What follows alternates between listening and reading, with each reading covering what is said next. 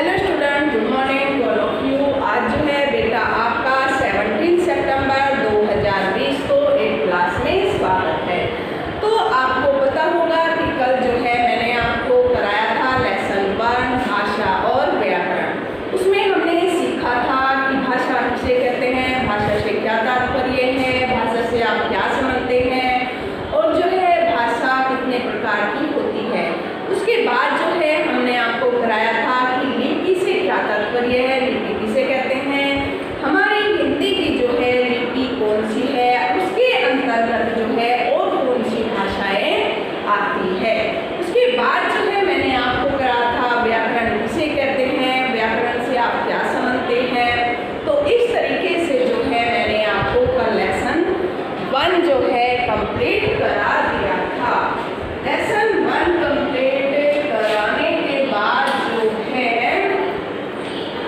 यानी कि आज 17 सितंबर 2020 को क्लास 8 में जो है हम कराएंगे लेसन 2 वर्ण विचार।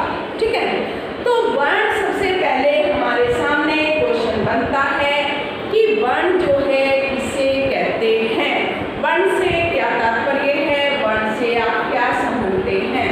तो वर्ण जो है वह छोटी से छोटी ध्वनि होती है जिसके खंड या टुकड़े नहीं किए जा सकते, उसे वर्ण कहते हैं। जैसे हमारे वर्ण होते हैं अ, आ और क से जो है ग तक हमारे क्या होते हैं बेटा, ये वर्ण होते हैं, क्योंकि इनके जो है हम टुकड़े नहीं कर सकते हैं। इसके बाद जो है हम अगर शब्द बनाते हैं वर्ण और व्यंजनों को मिलाकर जो है हम शब्द का निर्माण करते हैं या वाक्य बनाते हैं। जैसे राजन खेल रहा है, राजन खेल रहा है। तो या ये जो है वर्ण मिलकर जो है वर्णों के सार्थक समूह से क्या बनता है, हमारा शब्द बनता है। अब शब्दों के सार्थक समूह से हमारा यानी कि वाक्य तैयार हो जाता है। तो अगर हम इनका वर्ण विच्छेद करेंगे तो कैसे करेंगे, यानी कि वर्णों का विच्छेद करना, यानी कि वर्णों को अलग अलग करके लिखना। जैसे र प्लस आ, रा प्लस ज प्लस अ प्लस न प्लस अ, यानी कि क्या हो गया हमारा राजन। अब कैसे हो गया, रे पे कौन सी मात्रा है हमारी आ, क्लियर रा, फिर हमारे है क्या ज, जय। जैसे जब हम जय की स्वर बोलते हैं तो कौन सी ध्वनि निकलती है, यानी कि अ की ध्वनि। फिर जो है हमारा क्या था बेटा न, यानी कि न के बाद जो है हमारी कौन सी ध्वनि निकलती है अ की। तो क्या हो गया राजन। तो इस तरीके से हम जो है इनका वर्णों का विच्छेद कर सकते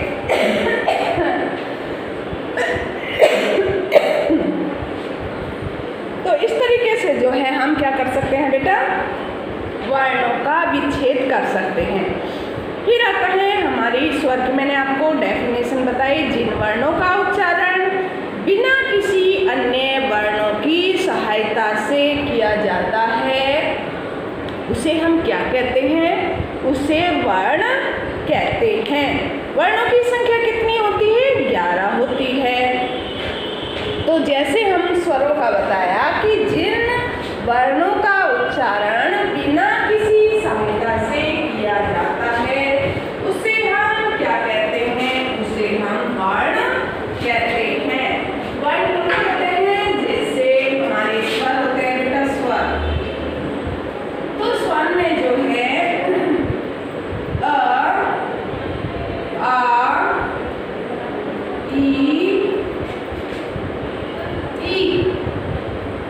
उ, औ, ए और ऐ। तो ये जो है हम इनको जब व्यंजन के साथ लिखते हैं, इनको स्वरों को व्यंजन के साथ लिखते हैं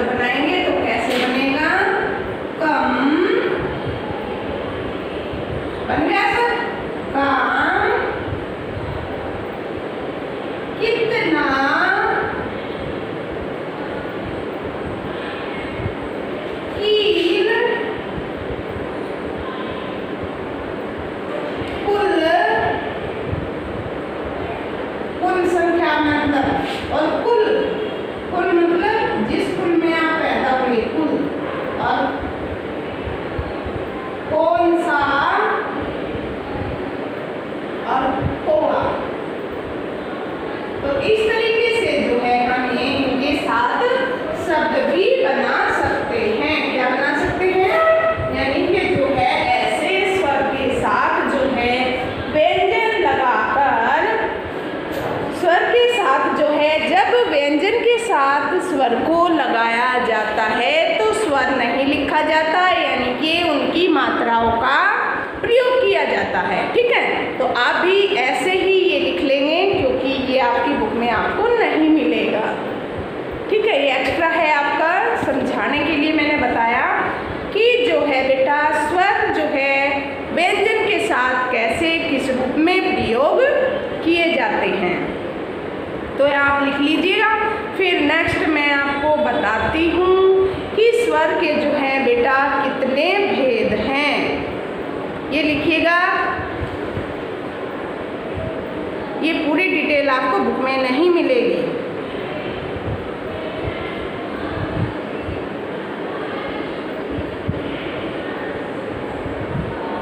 सभी बच्चे जल्दी उतारिए और राइटिंग आपकी नीट एंड क्लीन होनी चाहिए बेटा, जिससे कि आप समझने में, लर्न करने में आपको कोई परेशानी का सामना नहीं करना पड़े। ठीक है,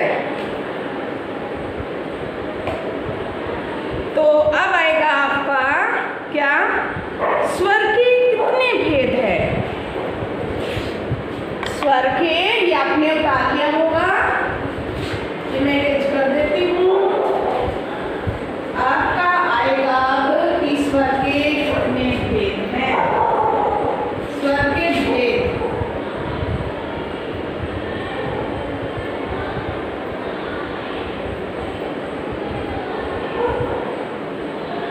तो ये क्या है, यानी कि स्वर के भेद, स्वर के कितने भेद हैं? 3 भेद हैं। नंबर 1 हर्ष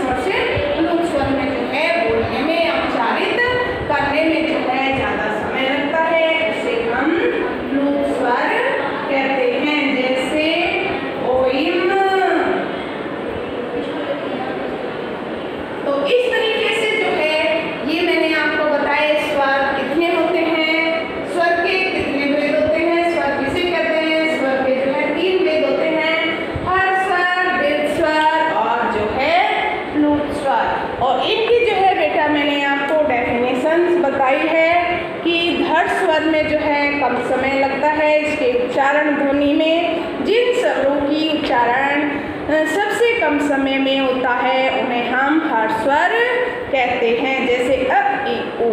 तो इसमें जो है कम समय लगा। दीर्घ स्वर जब हम यानी कि आ, ई, औ, ए, ऐ, तो ऐसे जब उच्चारण करते हैं यानी कि हर्ष स्वर में दुगना समय लगता है। ठीक उसी तरीके से प्लुत स्वर जिन स्वरों के उच्चारण में हर्ष स्वर से लगभग 3 गुना यानी कि कहने का तात्पर्य कि दीर्घ स्वर से दुगना समय लगे। देखो हर्ष से दीर्घ में दुगना लगा और दीर्घ से इसमें तो 3 गुना हो गया, नहीं हो गया। तो इन्हें जो है हम प्लुत स्वर भी कहते हैं। क्या कहते हैं? प्लुत स्वर भी कहते हैं। नेक्स्ट आपका टॉपिक आता है इसमें कि व्यंजन किसे कहते हैं? वे वर्ण जो स्वरों की सहायता से बोले जाते हैं। वे व्यंजन जो स्वरों की सहायता से बोले जाते हैं उन्हें हम क्या कहते हैं? व्यंजन कहते हैं। व्यंजन की डेफिनेशन आपको आ गई। व्यंजन के भेद, ठीक है। अब हम आपको बताएंगे कि व्यंजन के जो है कितने भेद हैं इनके बारे में। सबसे पहले व्यंजन की डेफिनेशन, जो स्वरों की सहायता से बोले जाते हैं उन्हें हम व्यंजन कहते हैं। क्या कहते हैं? उन्हें बेटा हम व्यंजन कहते हैं। व्यंजन के जो है कितने भेद हैं? निम्नलिखित भेद हैं। व्यंजन के कितने भेद हैं? निम्नलिखित भेद है। सबसे पहले आपका आएगा स्पर्श व्यंजन। कौन सा?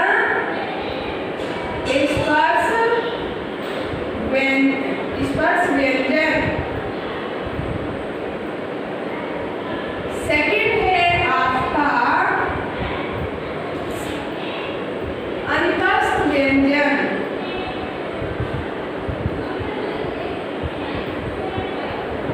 अंतस्थ व्यंजन। थर्ड ऊष्म व्यंजन।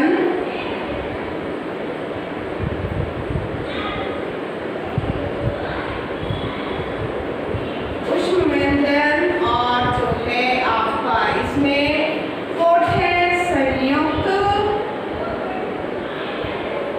व्यंजन। संयुक्त व्यंजन। और एक होता है फिफ्थ आपका बेटा नव विकसित व्यंजन। कौन सा? नव विकसित। नव विकसित व्यंजन। तो ये क्या हुए आपके व्यंजन के भेद? क्या हुए? व्यंजन के भेद हो गए हैं। नंबर 1 स्पर्श व्यंजन, नंबर 2 जो है अंतस्थ व्यंजन और नंबर 3 ऊष्म व्यंजन और यानी कि 4 संयुक्त व्यंजन। तो इसमें जो है सबसे पहले हमारे सामने क्वेश्चन आएगा कि जो है स्पर्श व्यंजन किसे कहते हैं? स्पर्श व्यंजन जो है जब हम किसी वर्ण का उच्चारण करते हैं तो हमारी जो है मुंह से स्पर्श होकर जो वायु निकलती है उसे हम स्पर्श व्यंजन कहते हैं। यानी कि मुंह के अनेक भागों से स्पर्श होकर वायु निकलती है उसे हम स्पर्श व्यंजन कहते हैं।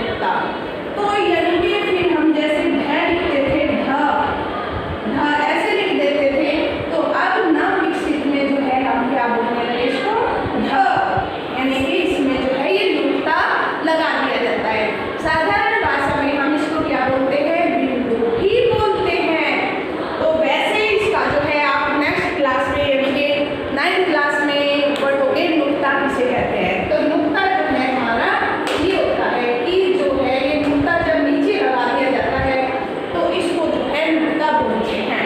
तो आपने देखा होगा जब हम अरबी फारसी भाषा के शब्द लिखते हैं तो कुछ ऐसे शब्द होते हैं जैसे फल, फ और ज, तो अन्य शब्द होते हैं उनके नीचे आपने कभी देखा होगा कि नुक्ता दिखाई देता है। जैसे मैं उदाहरण के लिए मैं बता रही हूँ अन्य, यानी कि फकीर आपने देखा होगा तो फकीर फ के नीचे ये नुक्ता लगा दिया जाता है।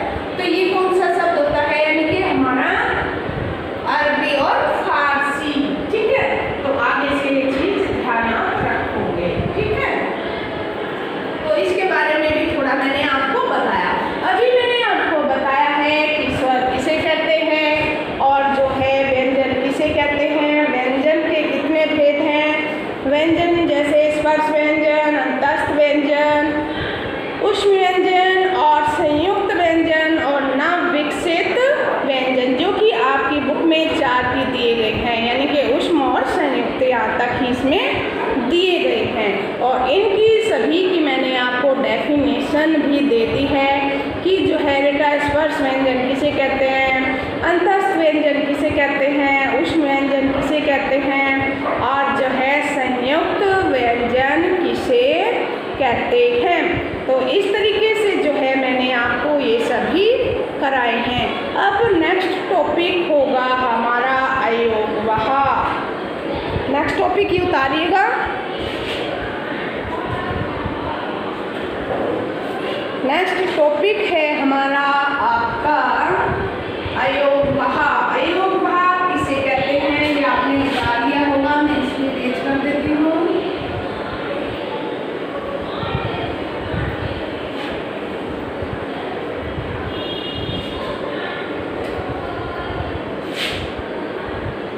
अयोगवाह किसे कहते हैं या क्या है, कुछ भी आप इसमें लिख सकते हैं। तो अयोगवाह जो होते हैं बेटा मैं आपको पहले बता दूं,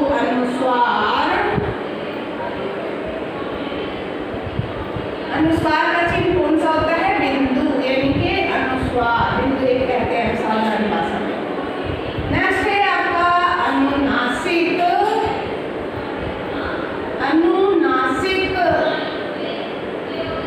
अनुनासिक में इसका चिन्ह चंद्र बिंदु, जिसको हम चंद्र बिंदु भी बोलते हैं साधारण भाषा में। नेक्स्ट थर्ड है हमारा विसर्ग। क्या है? विसर्ग, जब हम इनका प्रयोग विसर्गों का जो है प्रयोग करते हैं। तो कहने का तात्पर्य अनुस्वार, अनुनासिक और विसर्ग को हम क्या कहते हैं? अयोगवाह कहते हैं। तो यानी कि सबसे पहले हमारा आता है कि अनुस्वार किसे कहते हैं। अनुस्वार किसे कहते हैं? तो हमारे सामने क्वेश्चन उभरता है अनुस्वार क्या है। तो अनुस्वार जो है बेटा जब हम किसी शब्द या जो है वाक्य का उच्चारण करते हैं, शब्द या व्यंजन का उच्चारण करते हैं, तो उसका जो है ध्वनि यानी कि हमारे मुंह से निकलती है, उसका उच्चारण किससे होता है? मुंह, केवल मुंह से ही किया जाता है, उन्हें हम अनुस्वार कहते हैं। जैसे आपका है इसमें रंग, ढंग, तो यानी कि इसकी जो ध्वनि है केवल हमारे मुख से ही निकलती है, तो इसे हम क्या कहते हैं? इन्हें हम अनुस्वार कहते हैं।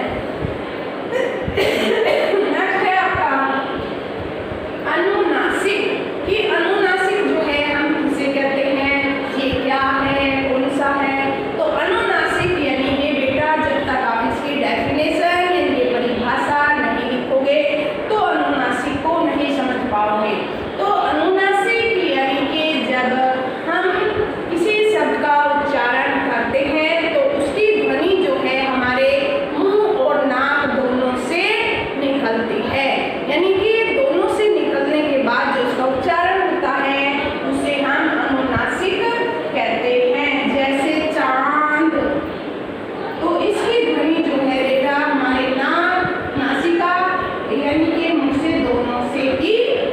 बनती है आँख, चांद आँख, तो आदि जैसे।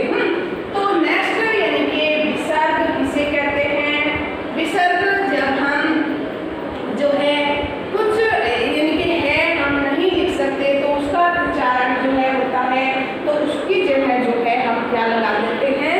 विसर्ग का प्रयोग करते हैं। जैसे इसके उदाहरण है हमारे रात है, रात है के बाद हमारा उच्चारण किसका है? है की आवाज आती है। रात है, अंत है आदि जो है इसके उच्चारित शब्द है। तो अभी मैंने आपको बताया योगवाद से आप क्या समझते हैं, योगवाद की परिभाषा, और जो है अनुस्वार अनुनासिक विसर्ग किसे कहते हैं, तो इसके बारे में जो है डिटेल्स बताई है मैंने। विसर्ग ध्वनि यानी कि है का फुट अस्फुट यानी कि रूप है, उसका चिन्ह जो है विसर्ग है, जैसे प्राय मन आदि। तो नव विकसित आगे आपका आता है नव विकसित अतिरिक्त वर्ण यानी कि हिंदी में कुछ नए व्यंजन भी विकसित हो गए हैं, उन्हें उशिक्त व्यंजन भी कहते हैं। जैसे मैंने आपको बताया था ड और ढ, ड और ढ जिनके नीचे नीचे नुक्ता लगाया जाता है। ठीक है, तो ये बताया यानी कि नवविकसित वर्ण कौन से हैं। नेक्स्ट है आपका टॉपिक 8 क्लास में अघोष या सघोष किसे कहते हैं। अघोष ध्वनि जिन ध्वनियों का उच्चारण करते समय स्वतंत्रियों से कंपन नहीं होता है उन्हें अघोष कहते हैं, और सघोष जिन ध्वनियों का उच्चारण करते समय स्वतंत्रियों से कंपन जो है होता है उन्हें सघोष कहते हैं। तो यानी कि आज जो है हमारा 8 क्लास में, कौन सी क्लास में? 8 क्लास में जो है